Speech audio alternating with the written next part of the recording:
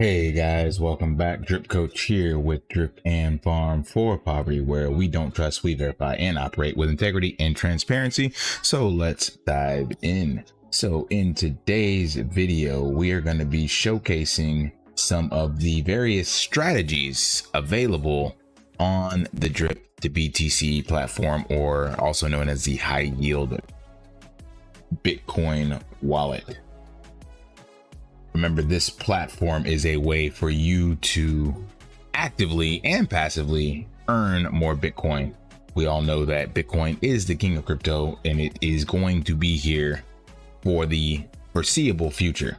Now, you may make gains quicker in some of the alts and degen plays, but again, my thesis this cycle is just focusing on Bitcoin accumulation and then a small allocation towards the degen side.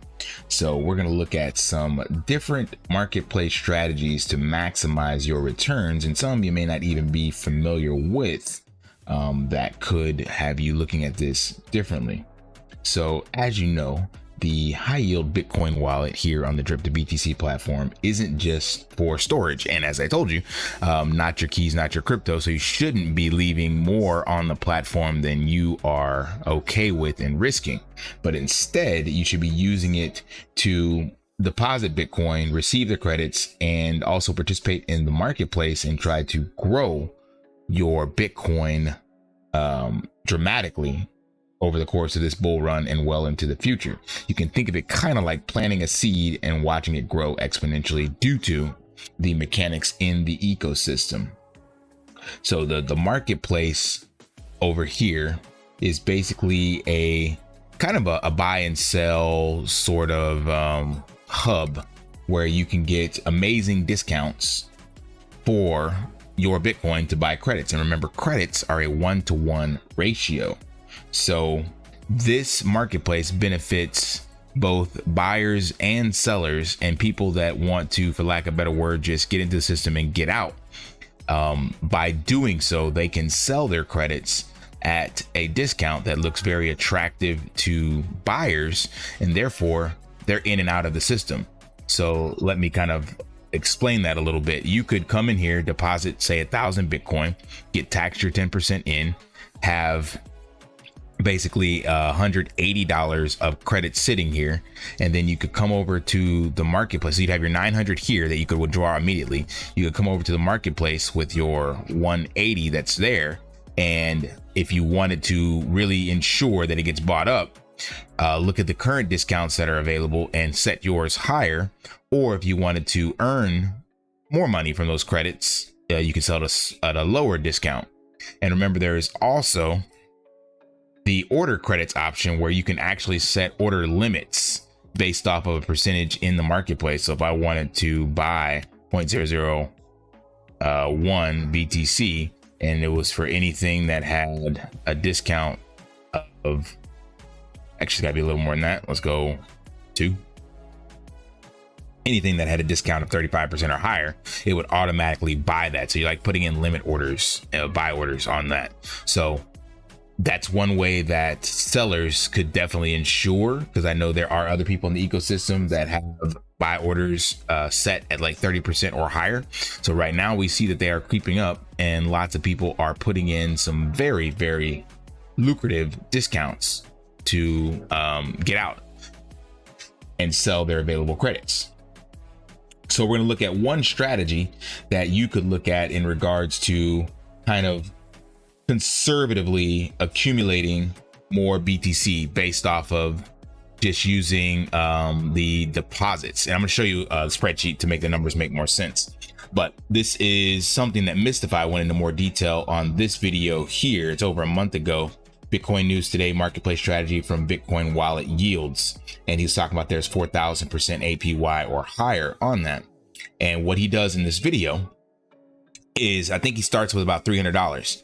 So you have to definitely pay attention to the fees as well and the mempool costs, because you get eaten up very quickly by that. And of course, some of the exchanges where you might be sending Bitcoin to or from could have very high fees. In the spreadsheet I'm going to show you, Binance has cheap fees, but Coinbase, show you right here. I'm not doing this right now. They have, I think it's a $25 flat fee right now. So I definitely would not do that on $100. If I had 1,000, then it's okay. But Binance is much cheaper. I know a lot of you don't have Binance, so you'll have to find the best place for you to transact and to use this strategy. But anyway, what he did in here was he sent $300 into this, the Bitcoin wallet that he have here, the high yield generating Bitcoin wallet. Then you'll receive those credits on this end, and then he placed those credits on the marketplace to be sold. And during that particular time, there were no other sells on the marketplace, so he was able to get rid of his at 15%. So obviously the lower the discount, the better you are as a seller. If you put a higher discount in there, you can actually lose money. That's why there's also the new setting in place to give you an alert if you go too high. Let's show that real quick.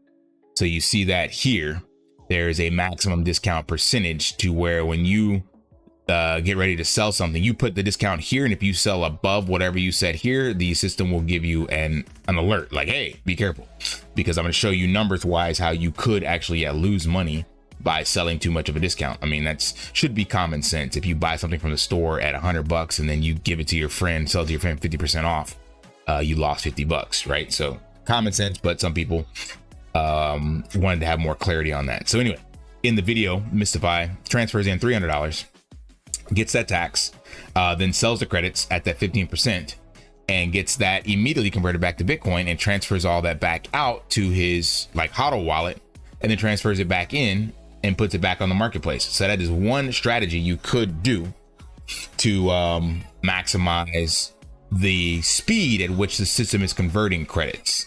And then a second strategy is where you just make a deposit systematically, like I said, DCAing into this, once a month. Don't try to do this every day because of Bitcoin fees. And then you wait for the system to convert your credits and then DCA back in again. So I'm going to show you what both of these look like and how that could benefit you depending on which strategy you decide to use. So this is the default transfer and wait strategy. And I'm using fees a little higher than what I've actually seen on Binance. I know for you guys, depending on who you use, you could have higher fees. I can't fix that. You're gonna have to find a better place to transact and get Bitcoin sent in and out.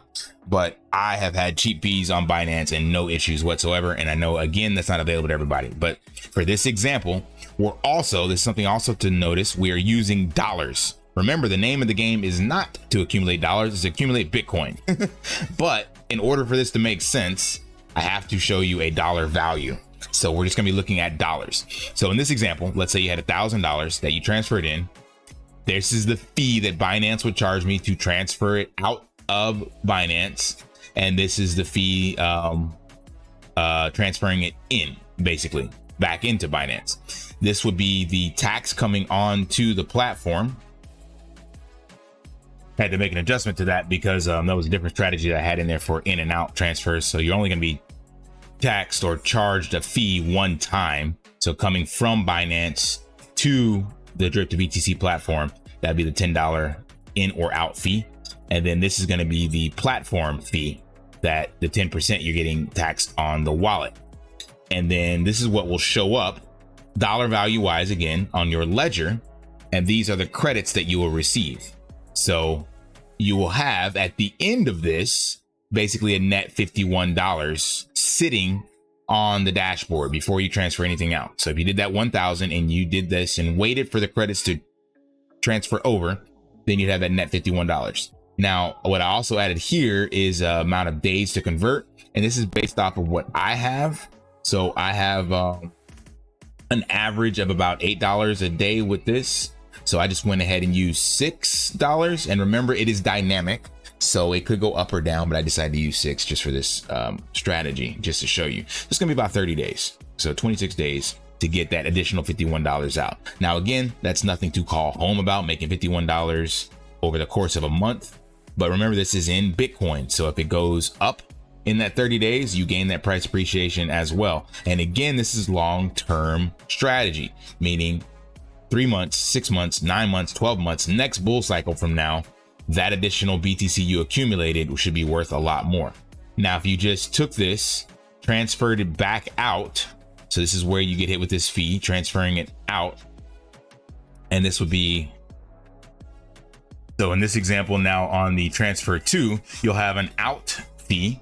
It was $15 going out, and then coming back into the platform, another $15, right? So you're sending it to your Binance account, and then you're sending it back into the system. So that's why there is a $30. So it's just doing that twice. Then you get the tax again, all the way through. So you can see in this example. So everything takes you, it starts to accumulate a little bit longer days because you're ending up with more credits. So you see that your balance has gone up about $200 worth of BTC over the course of 6 months. So again, nothing to call home about, but in this example here, I showed you what this is in equivalent to BTC right now and what you will have at the end of this. And if BTC is at, say, $75,000 by this 6 month mark, so that's the end of the year, which I think it might be closer to 100,000, you've made a $350 increase. That's 130% in 6 months. So again, that's not degen gains, but it's sustainable, safe, guaranteed price appreciation, hardest crypto asset ever created. So that's why I think that this is a solid, slow play that you can do, and it's putting your Bitcoin to work for you. And every 30 days, you are able to recoup those benefits roughly. And remember, all of this here is able to be transferred out immediately, but you would end up with 2 out transfer taxes versus just waiting for it all to come over at once. Then we can look at this other one, which is what Mystify kind of did to accumulate that faster. So remember, in this one, you're waiting for the system to convert it. And in this, you're selling. So we can take that same $1,000, and I have it split up again here, in and out, to show you just what that would actually be. So the prices are a little cheaper than what I did above, but still comes out to roughly the same. So if you do just the 15% discount, which as of right now is not probably going to sell due to the higher discounts that are sitting in here. But if you were able to sell your credits at this discount, say the marketplace got eaten up and there were no more sells on the market, then you could go for the minimum, which is 15%. So you would receive $134 of your 158. So you remember, you're selling your $158 worth of credits at 134 bucks, and that would take your total to $1,016. So you would have made a net $16 from the round trip, basically, of depositing in and selling your credits. And this could be all done literally within hours of you making a post if someone snatches those up, making a marketplace order. And then if you repeat that cycle, you end up here, another $8. And by the end of this, you made a net $60 after 5 cycles. Now, again, that all depends on how fast these are sold, what prices you're selling them at, what discounts, activity on the network. So as this scales and gets more people, of course, this can get done a lot faster.